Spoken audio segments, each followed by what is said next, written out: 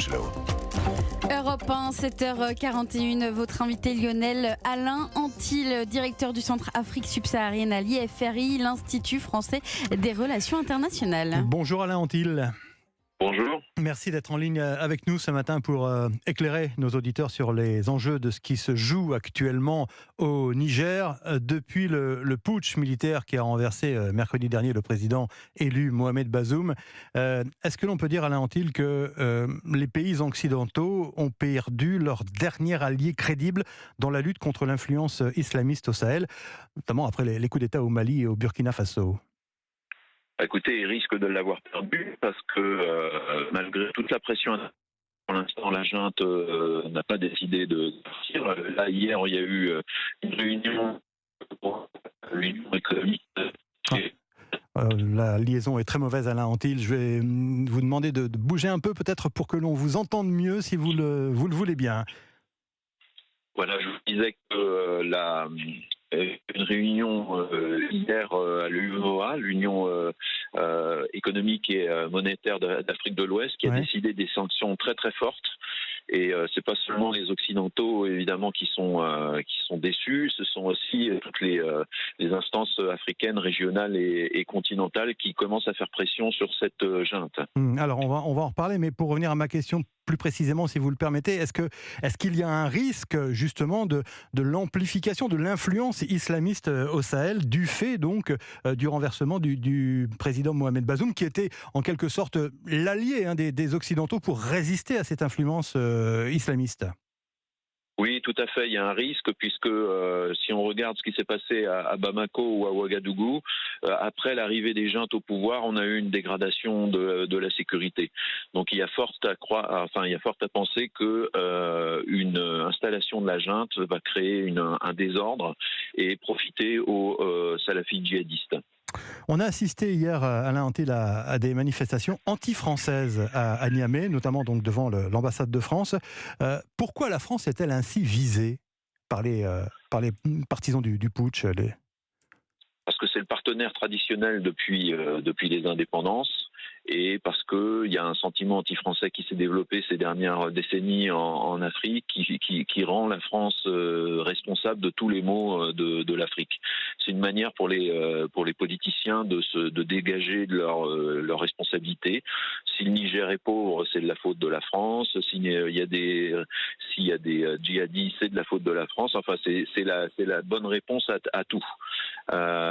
Donc il faut malheureusement faire avec. C'est porté par certains politiciens, c'est porté aussi par certains militants des capitales, je dirais, des gens qui sont parfois d'ailleurs payés par certaines officines et qu'on voit à chaque problème sortir des drapeaux russes et huer la France. Alors justement, on a vu au Mali l'influence de la Russie, notamment à travers la milice Wagner. Est-ce qu'il faut imaginer que Moscou soit là encore derrière cette opération de déstabilisation, on va dire ? Non, en tout cas pas derrière le putsch ni les militaires, mais par contre, il est fort possible que la Russie finance des activistes au Niger qui à longueur d'années critiquent la France. Et profite de la situation d'une certaine façon. Oui. Mais je pense pas que, pour l'instant, il n'y a rien qui nous permette d'affirmer que la Russie aide ou a aidé les putschistes. Forcément, va se poser la question, Alain Antil, la question du maintien des forces françaises dans le pays. Je rappelle qu'il y a 1500 soldats français basés essentiellement autour de Niamey. Est-ce que c'est tenable pour l'armée française, cette situation ? Si la junte s'installe et que la junte demande le départ des troupes françaises, il n'y aura pas il y aura pas le choix, il faudra partir de toute façon. Les représailles économiques immédiatement décidées par les pays occidentaux peuvent-elles avoir un effet pour le retour du président Bazoum dans ce contexte ? Il y a quand même quelques éléments d'espoir. C'est que, le président Bazoum n'a pas démissionné. Et que deux, les sanctions déclarées hier sont quand même beaucoup plus fortes que les sanctions qui touchaient le Burkina Faso et le Mali. Il y a une pression qui est maximum et il y a même une menace à peine voilée de la CEDEAO d'une intervention militaire au Niger. Donc on est dans une pression maximum et on va voir ce que ça va donner. Justement, les pays de l'Union des pays de l'Ouest africain ont exigé la libération du président Bazoum et le retour, disent-ils, à l'ordre constitutionnel. Faute de quoi il pourrait donc y avoir recours à la force. C'est vraiment envisageable selon vous ? Selon moi, c'est peu envisageable parce que je ne vois pas une armée, des armées étrangères arriver à Niamey et se battre avec l'armée nigérienne, en tout cas la fraction de l'armée nigérienne qui soutient le putsch dans la ville. Donc pour moi, c'est de l'ordre rhétorique pour l'instant, je ne pense pas. Mais par contre, les sanctions économiques sont très très très fortes. Et vous êtes en train de dire que d'une certaine façon, il va falloir tôt ou tard composer avec l'homme fort, le nouvel homme fort du Niger, Tiani ? C'est quand même l'hypothèse la plus vraisemblable.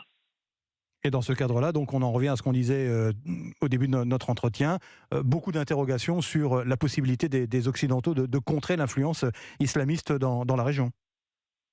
Oui, alors après, les militaires s'ils s'installent définitivement au pouvoir, ils auront quand même, les Occidentaux qui sont présents, il y a la France évidemment, il y a l'Allemagne, il y a l'Italie et surtout les Américains qui distillent beaucoup de renseignements. Les militaires nigériens vont devoir réfléchir à deux fois avant de se séparer de ces coopérations-là. Ouais, parce qu'effectivement, le Niger est un élément central dans cette politique de lutte contre l'influence islamiste au Sahel. Merci Alain Antil. Je rappelle que vous êtes directeur du Centre Afrique subsaharienne à l'IFRI, l'Institut français des relations internationales. Merci d'avoir été en ligne ce matin sur Europe 1. 7h48 sur Europe 1.